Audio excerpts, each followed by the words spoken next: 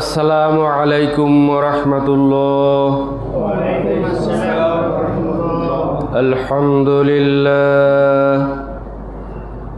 আলহামদুলিল্লাহি কাফা ওয়া সালামুন আলা ইবাদিহিল্লাযীনা ইসতাফা। আউযু বিল্লাহি মিনাশ শাইতানির রাজীম। বিসমিল্লাহির রহমানির রহিম।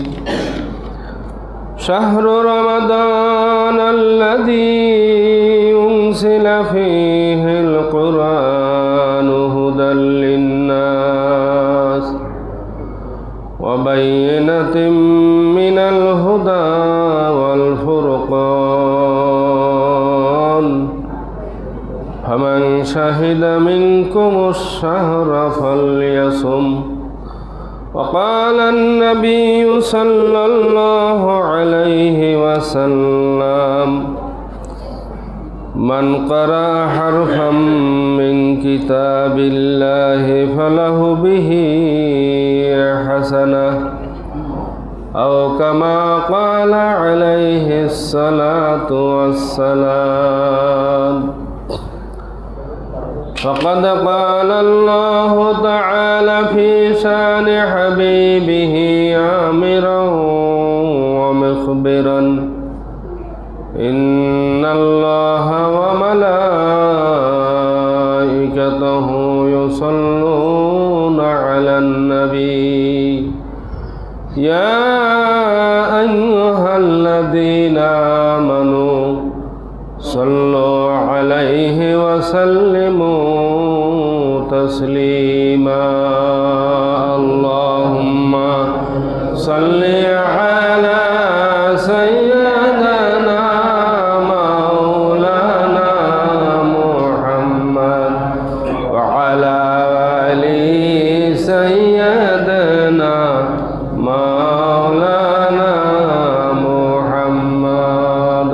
قبر بيت كل الناس داخلون، موت كأس كل الناس شاربون. اللهم صل على سيدنا مولانا محمد وعلى آل سيدنا مولانا محمد.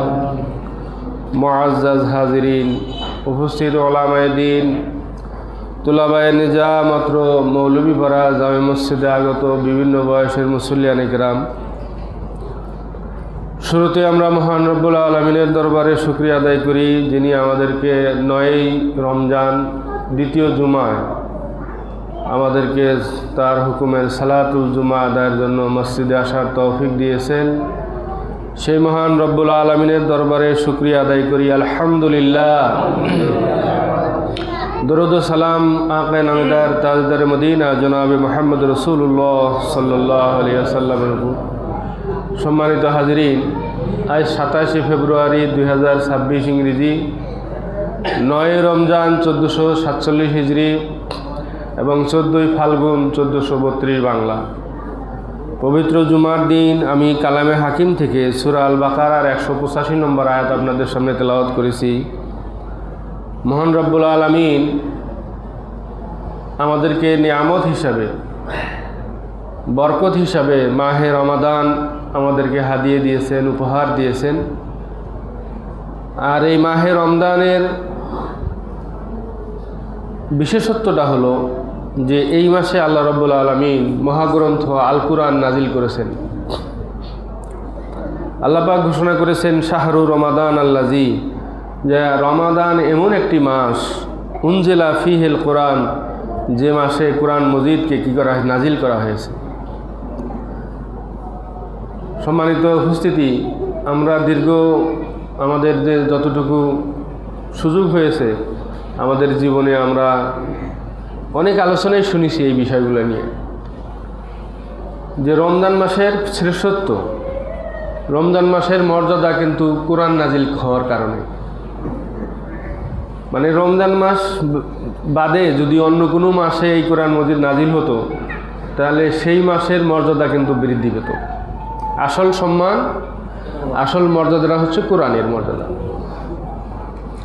এই কোরআনের মধ্যে কি আছে? আল্লাহ বলছেন যে হুদাল্লিন নাস, মানুষের জন্য হেদায়েত নামা আছে, উপদেশ নামা আছে, পথ নির্দেশনা আছে, ডিরেকশন আছে, গাইডলাইন আছে এর মধ্যে। লিন্নাস, সব মানুষের জন্য। এটা যে শুধু মুসলমানের জন্য তা না, এটা সমস্ত মানুষ বলতে যারা আছে, নাস মধ্যে যারা শামিল আছে তাদের সবার জন্য এর মধ্যে কি আছে? গাইডলাইন আছে। কিন্তু গাইডলাইন থাকার পরেও সবাই এখান থেকে গাইডলাইন গ্রহণ করতে পারবে না। মক্কায় কি কোরআন নাজিল হয়েছে? মক্কায়, মদিনায়, তো সেখানে কি কাফের মুশরিক ছিল না?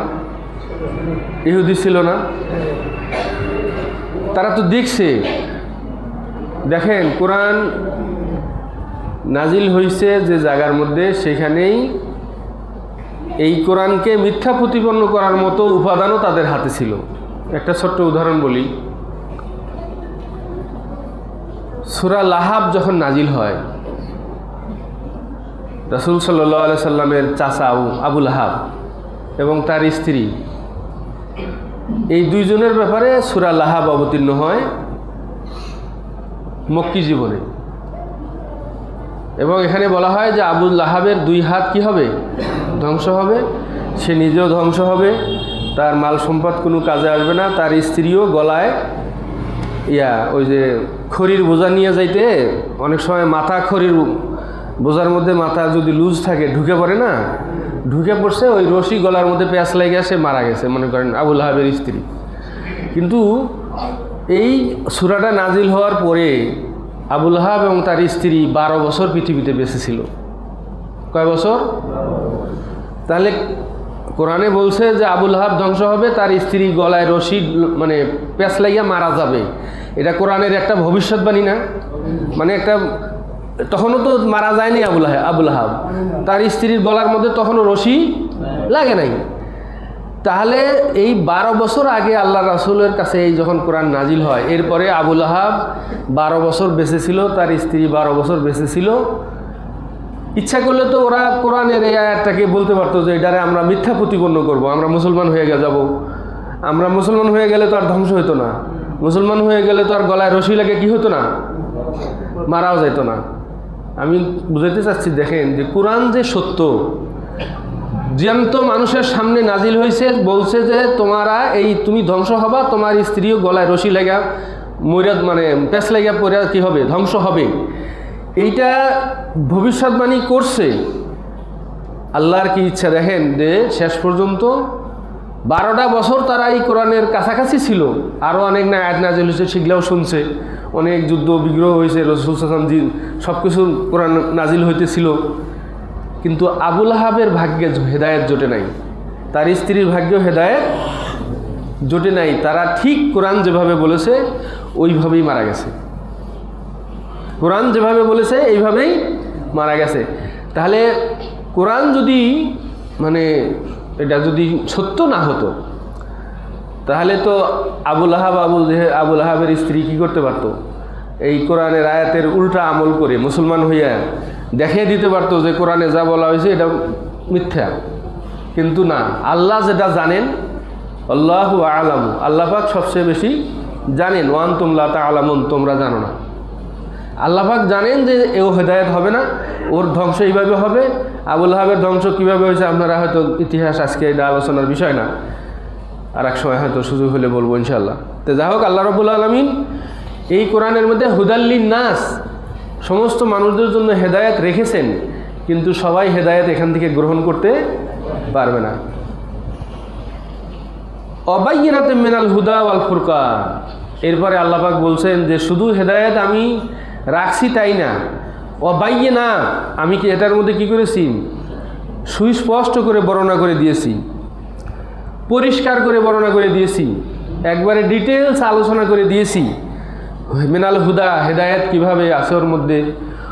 আর কি করেছি, অল ফুরকান, সত্য এবং মিথ্যার পার্থক্য আমি ওর মধ্যে দিয়ে দিয়েছি। অতএব একজন মুমিন তার সমস্ত কাজের এটা ভালো না মন্দ এটা যাচাই করবে কোরআন দিয়ে। কারণ আল্লাহ পাক বলছেন আমি এটার মধ্যে ফুরকান দিয়েছি।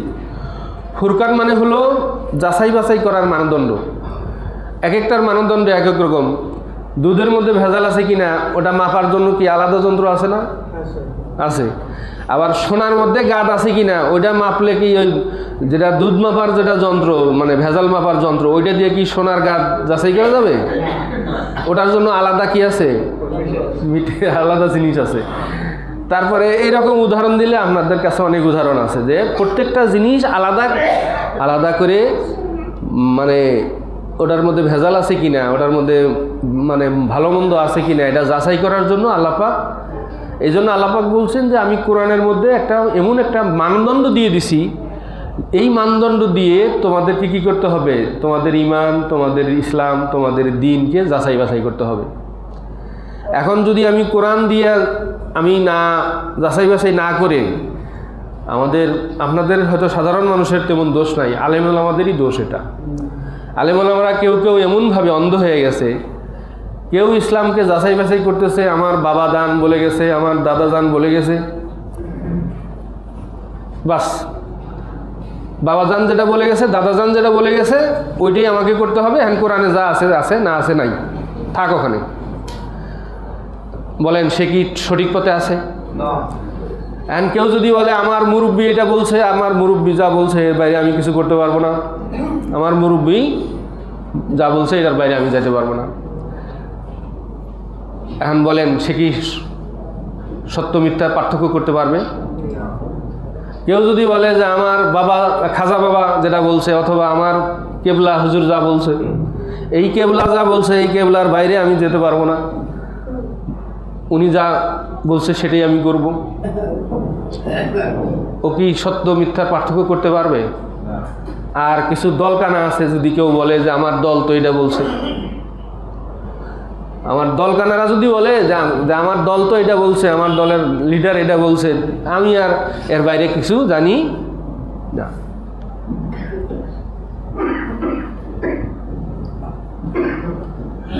কষ্টের সাথে বলতে হয়, রাস্তাঘাটে চলতে গেলে অনেকে উপহাস করে বলে, কয় আমরা তো জান্নাতি জেলায় বসবাস করি, এই জেলার নাম বলে জান্নাতি জেলা হয়েছে। তো কীভাবে জান্নাতি জেলা হলো? কয় যে জান্নাতের টিকিট বিক্রি করছে না একটা দল, তারা এখন ক্ষমতায় বা তারা এখানে ভোট পাইছে, মনে করেন দাঁড়িপাল্লা জিতে গেছে, তো এখানে এই জেলা বলে জান্নাতি জেলা হয়ে গেছে। আপনি বলেন যে যারা দাঁড়িপাল্লার ভোটের জন্য আবেদন করছে তারা কোনোদিন বলছে যে আপনি জান্নাত, আমি আমার কাছে টিকিট আছে জান্নাতের টিকিট নিয়ে যান, বলছে কেউ? শয়তান মনে হয় ওই সময় ছুটি নেয় না, ওর রোজার আগেই তো হয়েছে ওটা ঘটনা। মানে শয়তান এমন একটা ট্যাবলেট ছেড়ে দিছে, একবারে নেতা থেকে শুরু করে এবার পাতি নেতা পর্যন্ত সব মুখস্থ করে ফেলছে এই মিথ্যা কথাটা যে এরা জান্নাতের টিকিট বিক্রি করতেছে, অথচ যাদের কথা বলতেছে জান্নাতের টিকিট বিক্রি করা তারা বিক্রি করে নাই, তারা কোনোদিন বলেও নাই। অথচ একটা মিথ্যা হাজারবার বললে, গোয়েবলস নামক একজন ইয়া ছিল, একটা রাজার মন্ত্রী ছিল পূর্ব জামানায়, সে বলছিল যে যদি একটা মিথ্যা কথা 100 বার বলা যায় তাহলে ওটা সত্য হয়ে যায়। এই জন্য বলা হয় ওটাকে গোয়েবলসীয় ফর্মুলা। গোয়েবলসীয় ফর্মুলা, যে যদি একটা মিথ্যা কথা 100 বার বলা যায় তাহলে ওটা কী হয়ে যায়? সত্য হয়ে যায়। মানুষ তখন ওটা বিশ্বাস করে ফেলে, গিলে ফেলে। এটা গোয়েবলস আবিষ্কার করে গেছে।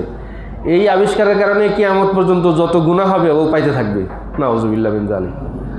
যাই হোক, এখন এই জান্নাতি জেলা, জান্নাতি টিকিট, এই সমস্ত কথাবার্তা, মিথ্যা কথাটা এমনভাবে উপরে থেকে নিচ পর্যন্ত 100 বার না, 1000 বার, লক্ষ বার, কোটি বার বলা হয়ে গেছে। এখন এটা সত্য হয়ে গেছে ওদের কাছে। আল্লাহ ওদেরকে এটার জন্য উপযুক্ত যাজা দেয়, আমরা এটাই বলতে পারি শুধুমাত্র। সম্মানিত ভাইয়েরা, এই জন্য কোনো খাজা বাবা, কোনো মুরব্বী, কোনো কেবলা যান, কোনো ইত্যাদি কে কি বলছে সেটা দিয়ে আপনার ভালো না মন্দ যাচাই করলে হবে না। আল্লাহ পাক বলছেন আমি নাজেল করেছি ফুরকান, আমি নাজেল করেছি কি? ফুরকান, সেটা হলো কোরআন। এটা সত্য মিথ্যার পার্থক্যকারী। আপনাদেরকে যাচাই বাছাই করতে হবে আপনার যে কাজটা, আমি তার সব কাজের কথা এখন বলে দিতে পারবো না। আপনি সকাল থেকে এখন পর্যন্ত যত কাজ করছেন প্রত্যেকটা কাজের আপনি যাচাই এবং বাছাই করতে হবে কি দিয়া? কোরআন দিয়ে। কোরআন সেটা যদি বলে থাকে যে এটা ওকে ভালো, তাহলে আপনি ভালো। কোরআন যদি বলে থাকে যে এটাও ভালো না, তাহলে ভালো না। এইটা হলো আপনার আমার কি করতে হবে, এই ম্যাগনা কাটা, এই মানদণ্ড, এই স্ট্যান্ডার্ডটা আমাদেরকে মেনটেন করে চলতে হবে। আল্লাহ রাসূল সাল্লাল্লাহু আলাইহি ওয়াসাল্লাম হাদিসের মধ্যে বলছেন, মান কারা আল কোরআনা, যে ব্যক্তি কোরআন তেলাওয়াত করবে, পড়বে, বুঝে বুঝে পড়বে, ওয়াস্তাজহারাহু, এবং তাকে সুন্দরভাবে মুখস্থ করবে বা তাকে স্মরণে রাখবে, তাকে সংরক্ষণ করবে বা হাফেজ হবে, ফা আহাল্লা হালালাহু, অরপর কোরআনের হালাল বিধানগুলোকে মেনে চলবে, ও হারামা হারামাহু, এবং হারাম বিধানগুলোকে বাদ দিবে, আদখালাহুল্লাহু বিহিল জান্নাতা, আল্লাহ পাক এই কোরআনের দ্বারা কি করবে, তাকে জান্নাতে প্রবেশ করাবেন। সুবহানাল্লাহ। আর কি করবেন, ওয়াশাফাহু ফি আশরিন মিন আহলি বাইতিহি কুল্লুহুম ওয়াজাবাত লাহুন নার, এবং এই ধরনের একজন হাফেজ যে কোরআনের হালালকে হালাল মেনে চলছে, হারামকে হারাম মেনে চলছে, এইরকম হাফেজ হওয়া লাগবে। আবার খালি হাফেজ সাহেব কয়দিন মানে হাফিজি মাদ্রাসায় যাওয়া আসা করছিল এই জন্য হাফেজ সাহেব, ওই হাফেজ সাহেবের জন্য এই ফজিলত না। হাফেজ সাহেব হয়েছে কোরআনকে সে বুকে ধারণ করে, কোরআনের হালালকে হালাল মেনে চলে, হারামকে হারাম মেনে চলে। এই হাফেজ সাহেবের কথা বলা হয়েছে যে সে নিজে জান্নাতে প্রবেশ করবে এবং তার পরিবার থেকে 10 জনকে সুপারিশ করে জান্নাতে নিয়ে যেতে পারবে। এক কথা কি হইতে হবে, অরিজিনাল হাফেজ হইতে হবে। ওই ভেজাল হাফেজ দিয়ে হবে না। সম্মানিত ভাইরা, এরপরে আল্লাহ রাসূল সাল্লাল্লাহু আলাইহি ওয়াসাল্লাম বলছেন, মান কারা হারফাম মিন কিতাবিল্লাহ, যে ব্যক্তি কিতাব থেকে, কোরআন থেকে একটা হরফ তেলাওয়াত করবে, ফালাহু বিহি হাসানাতুন, তার একটা নেকি হবে। তবে বলা হয়েছে যে অল হাসানাতু বিআশরি আমসালিহা, এই একটা নেকি হলো 10টা নেকির সমান। আপনি যদি কোরআন মজিদ থেকে একটা সূরা পড়েন, যেমন আলহামদু বললেন, এই আলহামদুর মধ্যে 5টা অক্ষর আছে, আপনার 5 × 10 = 50টা নেকি আল্লাহ পাক দান করবেন। আলহামদুলিল্লাহি রাব্বিল আলামিন, তাহলে কতগুলো অক্ষর আছে? এই জন্য যদি সময় হয়, সুযোগ হয়, রমজান মাসে কোরআন তেলাওয়াত করবেন বেশি করে। এবং রমজান মাসে আবার এই সওয়াবটাকে কি করা হয়, 70 গুণ বৃদ্ধি করে দেওয়া হয়। তাহলে অন্য মাসে যদি 10টা সওয়াব হয়, তাহলে রমজান মাসে এক হরফে কতটা সওয়াব হয়? 70 গুণ বেশি হলে কত হয়? 700। রমজান মাসে একটা কোরআন মজিদের হরফ তেলাওয়াত করলে কত সওয়াব হয়? 700 গুণ। আবার নামাজের মধ্যে তেলাওয়াত করলে এইটা আবার 25 গুণ বৃদ্ধি করা হয়। তাহলে নামাজের মধ্যে যদি কেউ কোরআন মজিদ একটা হরফ তেলাওয়াত করে, তার একটা হরফের সওয়াব হয় 1750টা। 1750টা নেকি হয় হলো নামাজের মধ্যে একটা অক্ষর তেলাওয়াত করলে। এই জন্য যারা হাফেজের মাধ্যমে যারা ইয়া করেন, মানে খতম তারাবি পড়েন, তাদের সওয়াবটা কি পরিমাণ হয় আপনি চিন্তা করতে পারছেন? এক হরফে 1750 নেকি। পুরা কোরআন মজিদে আছে 6666টা আয়াত, আর অক্ষর আছে কতগুলো জানেন? অক্ষর আছে হলো 3,20,267টি। তাহলে কতগুলো নেকি হয় যদি খতম তারাবি পড়া হয়। এই জন্য এটা আপনারা চেষ্টা করবেন খতম তারাবি পড়ার জন্য। আর যারা সূরা তারাবি পড়েন তাদেরও সওয়াব হয়, পড়া হয় অল্প, সওয়াবও অল্প হয়। আবার এর মধ্যে যারা আবার 8 রাকাত পড়ে চলে যায়, তাদের সওয়াব আরও কম হয়। হেতু আরও 12 রাকাতের সূরা পাইল না, ও তো পাইছে 8 রাকাতের সওয়াব। এখন যদি আপনাদের আমলনামা একবারে নেকি দিয়ে ভরে গেছে, বেশি সওয়াব দিয়ে আর কি করবেন? তারা অল্প সওয়াব নিয়েই চলে যায় আর কি। আমার একটু সওয়াবের বেশি দরকার। আমি 32 বছর থেকে আল্লাহর মেহরবানিতে আমি খতম তারাবি পড়ি। 32 বছর থেকে মিস হয়নি আল্লাহ। এমনকি আফ্রিকায় যেবার গেছিলাম, আলোচনা শেষ করে দিই, আফ্রিকায় গেছিলাম তখন আমি টেনশনে পড়ছিলাম 2012 সালে যে এই বছর বোধহয় খতম তারাবিটা হবে না। আল্লাহর কি মেহরবানি, ওই আফ্রিকার জঙ্গলেও হাফেজ পেয়ে গেছিলাম। অফিসারকে বলে, সিওকে বলে হাফেজ ম্যানেজ করছি, হাফেজরা আসছে আমাদেরকে খতম তারাবি পড়াইছে আফ্রিকায়ও। আর বাকি সময় তো আল্লাহর মেহরবানি বাংলাদেশেই ছিলাম। এমনকি এক সফরে ঢাকায় ছিলাম, মানে কোনো একটা কাজে গেছিলাম এই রমজান মাসে। ইচ্ছা করলে 9টা 10টার বাসে উঠে আসা যায়। আমি বলছি যে না, আমি খতম তারাবি যেখানে হয় ওখানে পড়বো, তারপরে রাতের 12টায় যদি 11টায় 12টায় 1টায় যদি বাস ধরা লাগে তারপরে ধরে আমি রংপুর আসবো। আমি তাই করছি, বাইতুস শরফ জামে মসজিদে খতম তারাবি পড়ে তারপরে 12টার বাসে উঠে তারপরে রংপুর আসছি। এটা হলো আপনার সিদ্ধান্তের ব্যাপার, আপনার ইচ্ছার ব্যাপার। যা হোক, আমি ব্যক্তিগত কথা বলে আপনাদের বিরক্ত করতে চাই না। আমি বলতে চাই, আমাদের সবারই কি সওয়াবের দরকার আছে না ভাই? আমাদের আমল নামায় কি কতটুকু সওয়াব আছে আমরা কি জানি? এই জন্য সবাই চেষ্টা করবেন, নিজে কোরআন পড়বেন, সওয়াব হবে। নামাজের মধ্যে বেশি সূরা পড়বেন, সওয়াব হবে। বেশি তেলাওয়াত যেখানে হয় সেখানে যাবেন, সওয়াব হবে। সবাই তো, এটা তো সওয়াবের মৌসুম, রমজান মাস। আপনারা যতটুকু পারেন বেশি করে নিজেরা সওয়াব অর্জন করার চেষ্টা করেন। আল্লাহ পাক সবাইকে তৌফিক দান করুন, আমিন। ও আখিরু দাওয়ানা আলহামদুলিল্লাহ।